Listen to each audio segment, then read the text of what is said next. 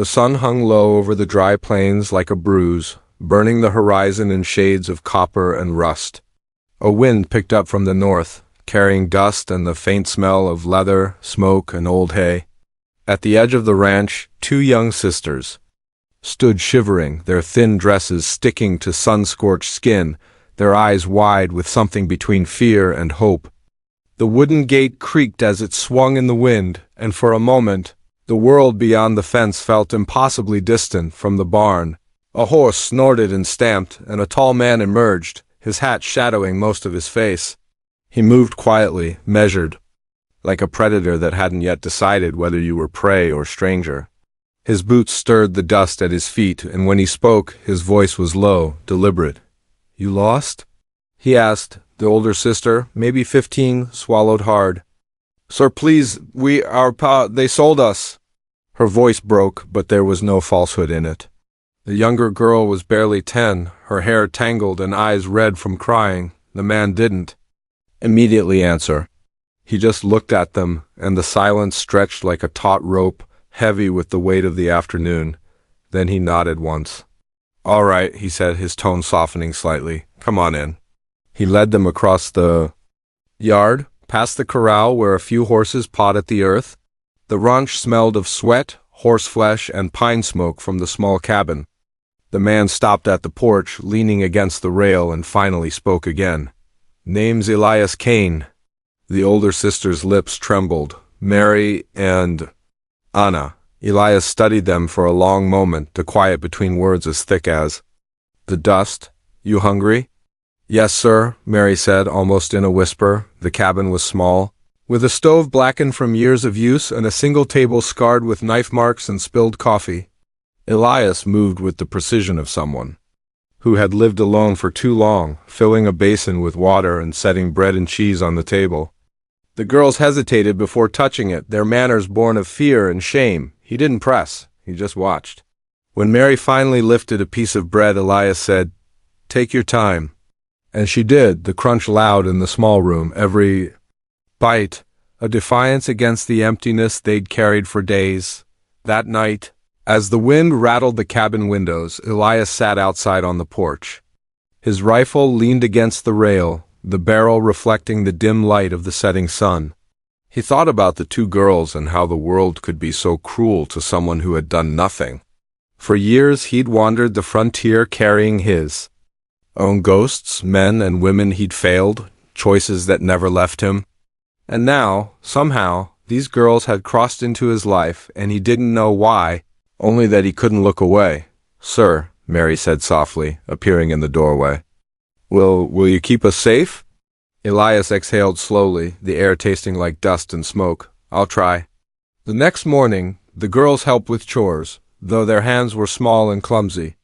Elias watched silently, letting them work, teaching them the rhythm of feeding horses and filling water troughs. There was a stubborn dignity in their movements, a quiet bravery that reminded him of a life he had tried and failed to save long ago. Then the men came to the towns. Main Street was baked hard, wooden sidewalks warped in the sun. The saloon doors swung like pendulums as Elias walked past, observing without comment. The sheriff, a wide man with a red face and restless eyes, greeted him. "Kane," he said, spitting onto the dirt. "Heard you've been harboring some girls, that true?" Elias's jaw tightened. "They came to me." The sheriff's smile was slow, a dangerous thing. "Came to you or ran from the law?" "I don't know whose law matters," Elias said, his voice calm but steel underneath. The sheriff laughed, low and cruel. "They'll pay for what they're worth." Elias's hand brushed the butt of his revolver. The girls were out there somewhere, sold like cattle at the auction. He'd seen it all too often, the greed, the violence, the way men could justify anything with a coin or a gun. But he wasn't about to let it happen to these two. Over the next few days, Elias learned the girls' story in fragments. Their father, a drunk and a gambler, had sold Mary and Anna to a wealthy rancher in the next county. The sheriff and his deputies had their pockets lined with cash from the sale. No one in town would lift a hand for them, not for fear, not for greed. Mary's voice cracked one night as she whispered, "Why does everyone just let it happen?" Elias didn't answer immediately. He stared at the fire, the orange flames reflecting in his eyes. "Some folks can't see past what's in front of them," he said finally. "But you're still here." The plan came slowly, like the river cutting through rock. Elias rode into the night, his horse moving silently over the blackened earth. He knew the lawmen would expect a straightforward confrontation, a chase or a shootout. But he was patient. He had to be, because he wasn't just fighting for the girls. He was fighting for the chance to be something he hadn't allowed himself to be for years. A man who could do the right thing even when it cost him. The auction was held under a canvas tent on the edge of the county's land. Dust swirled around the legs of the men, coins clinked, and the smell of sweat and horse manure was thick. Mary and Anna stood on a platform, their hands bound with rope, their faces pale. The crowd shouted over the auctioneer, calling bids, treating the girls like property, like objects without history or soul. Elias stepped into the shadows. No one noticed the quiet man in the dust.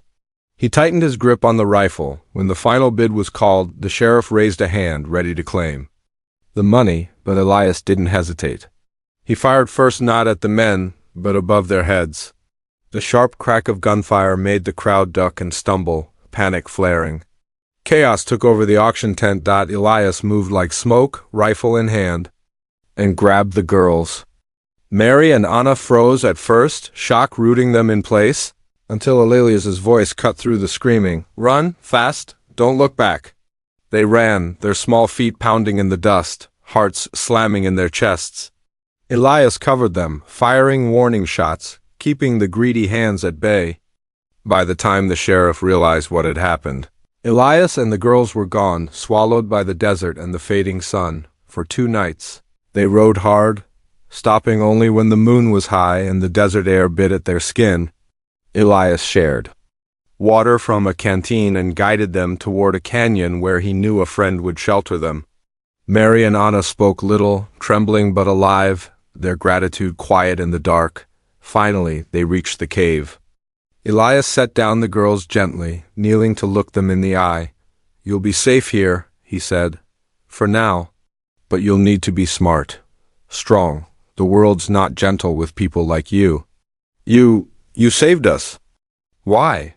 Elias's eyes softened, and for a moment the past bled through the present. "Because I can," he said. "And because someone had to?" The next morning, Elias left them there, hidden and fed, watching from a ridge as the girls disappeared into the canyon's shadows.